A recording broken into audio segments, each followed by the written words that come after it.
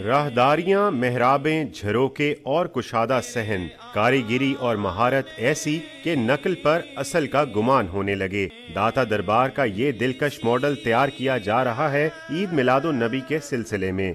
हजूर सल्लल्लाहु अलैहि वसल्लम के दीवाने ये काम कारोबार नहीं बल्कि इबादत समझकर करते हैं, जिसकी बदौलत उन्हें रूहानी सुकून भी हासिल होता है।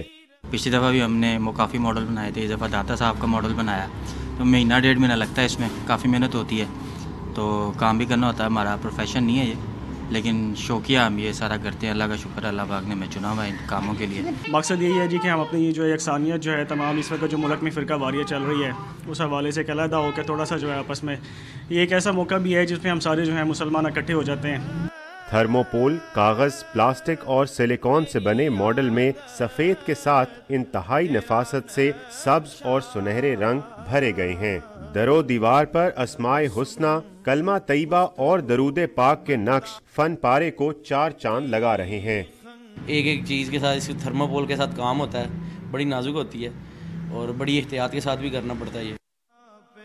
हजूर सल्लल्लाहु अलैहि वसल्लम के दीवानों ने दिन रात की मेहनत से न सिर्फ दाता दरबार बल्कि बादशाही मस्जिद समेत दीगर मुकामात मुकद्दसा बनाकर अहले ईमान के दिलों को मोह लिया।